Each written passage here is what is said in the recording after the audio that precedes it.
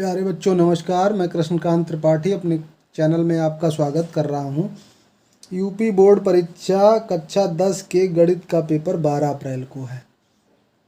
तो आइए जानते हैं पेपर में आने वाले प्रश्न कितने कितने नंबर के आते हैं और कौन कौन से महत्वपूर्ण प्रश्न हैं। इसकी तैयारी आज से हम शुरू करेंगे अपने चैनल पे।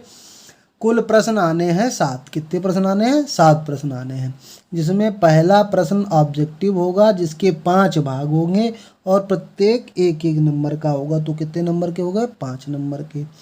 फिर अतुलगोत्तरी प्रश्न होंगे, वो भी 5 नंबर के होंगे, मतलब एक एक नंबर के 5 भाग होंगे, तो 5 नंबर के वो भी हो गए। फिर तीसरे और चौथे प्रश्न में क्या होगा?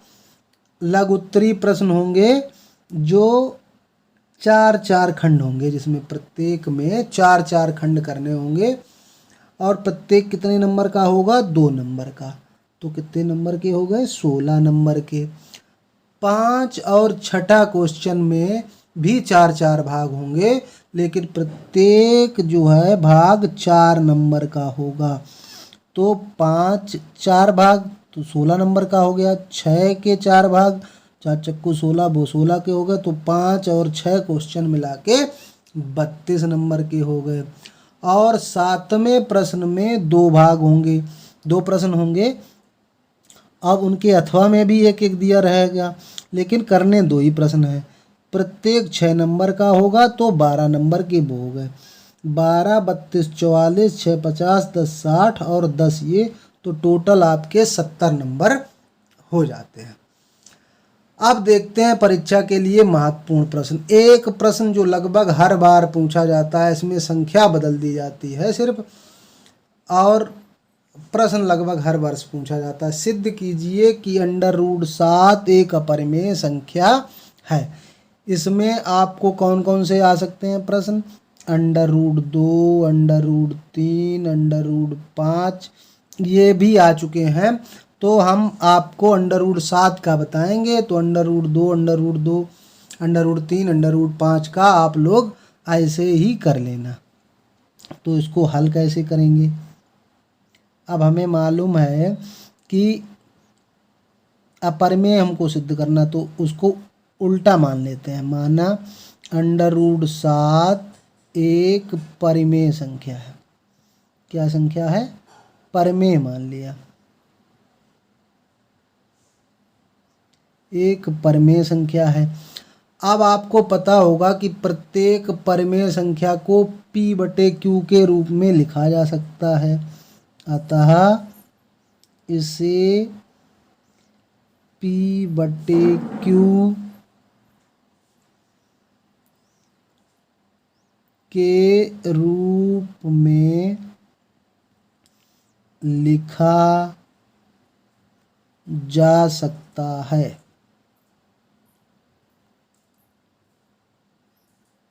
जहाँ PQ क्या है? पूर्णांक। वो भी कैसे? सहअभाज्य, मतलब कोई भी गुणनखंड उभयनिष्ठ नहीं है, पूर्णांक है, तथा Q does not equal to 0। Q 0 के बराबर नहीं है। क्यों 0 के बराबर नहीं है? क्योंकि अगर 0 नीचे हो जाएगा, 0 से किसी संख्या को भाग देने पर क्या होता है? परिभाषित अनंत आ जाता है। तो इतना आपको लिख देना है। फिर उसको क्या करना है? √7 बराबर P/Q मान लेना है। फिर लिख देना है, अंडर है तो अंडर को हटाने के लिए क्या करना पड़ता है? वर्ग करना पड़ता है। दोनों पक्षों का वर्ग करने पर, दोनों पक्षों का वर्ग कर देंगे तो √7 से संख्या बाहर आ जाएगी। इधर हो जाएगा P², इधर हो जाएगा Q²। तिरछा गुणा कर देंगे तो ये हो जाएगा, इसके नीचे 1 मान लेते हैं, कैंची गुणा करें P² का 1 में, तो P² एकम P² बराबर 7Q²। ये डाल दिया समीकरण 1। अब देखो इसका मतलब क्या है कि 7 का भाग P² में जा रहा है। भाई अगर पी स्क्वायर 7q स्क्वायर के बराबर है, इसका मतलब 7 से डिवाइड हो रहा है पी स्क्वायर। तो यहाँ पे ये लिख देना है कि पी स्क्वायर 7 से विभाजित होता है।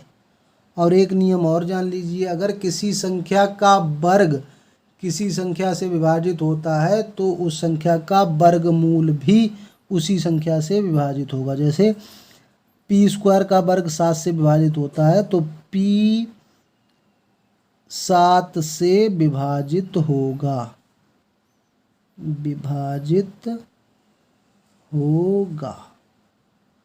ये हो गया।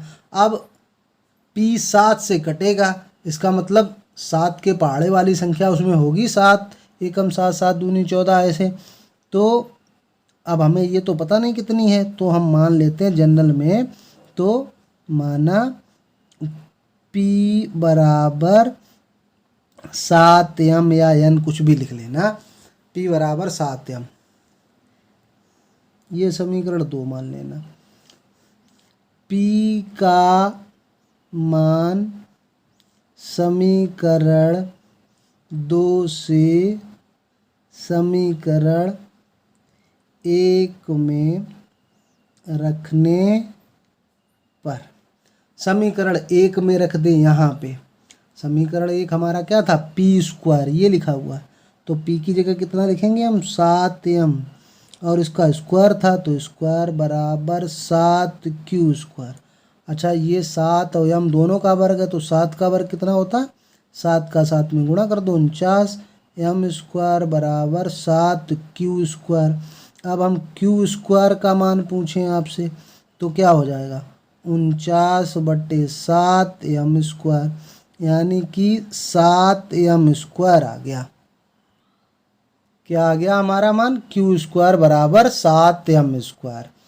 यानी कि क्या हुआ, मतलब कि अभी हमने आपको बताया था कि इसका भाग फिर इसमें चला जाएगा। इसका मतलब क्या है कि q स्क्वायर 7 से विभाजित है,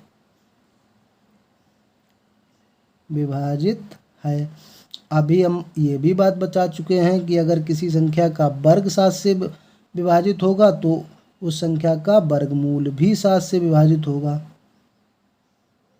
तो Q भी 7 से विभाजित होगा, 7 से विभाजित होगा।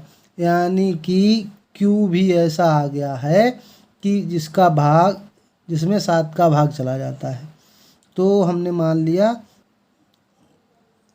मान लें Q बराबर 7n है। अब पीछे आपको याद होगा हमने लिखा था कि पी क्यू कैसे हैं, सह अभाज्य पूर्णांक है। पूर्णांक लिखा था लेकिन हमने उसके साथ में जोड़ा था कि सह अभाज्य पूर्णांक है। ये भी लिख देना आप परीक्षा में कि पी और क्यू सह अभाज्य पूर्णांक हैं, यानी कि उनमें कोई भी उभयनिष्ठ गुणनखंड नहीं है। लेकिन यहाँ पे क्या आ गया, अतः हमने देखा, अतः पी तथा क्यू दोनों का उभयनिष्ठ गुणनखंड, उभयनिष्ठ गुणनखंड 7 है। अब 3, 5 वाला कोई आएगा तो वही आ जाएगी संख्या, गुणनखंड 7 है, जो कि हमारी कल्पना के विपरीत है। हमने क्या कल्पना की थी कि √7 एक परिमेय संख्या है, इसलिए √7 एक अपरिमेय हमने माना था। परिमेय है लेकिन परिमेय वाली जो कंडीशन है वो ये फुलफिल नहीं कर रहा है, इसलिए √7 एक अपरिमेय संख्या है। ये प्रूफ हो गया। तो इस प्रकार से आप √3, √5, √2 का अपने आप करके देख लीजिए एक बार रिवीजन। एक सवाल जरूर इससे आ जाता है, एक टाइप 2 टाइप का और है प्लस माइनस वाला, वो भी मैं अगली वीडियो में आपको बता दूंगा। धन्यवाद।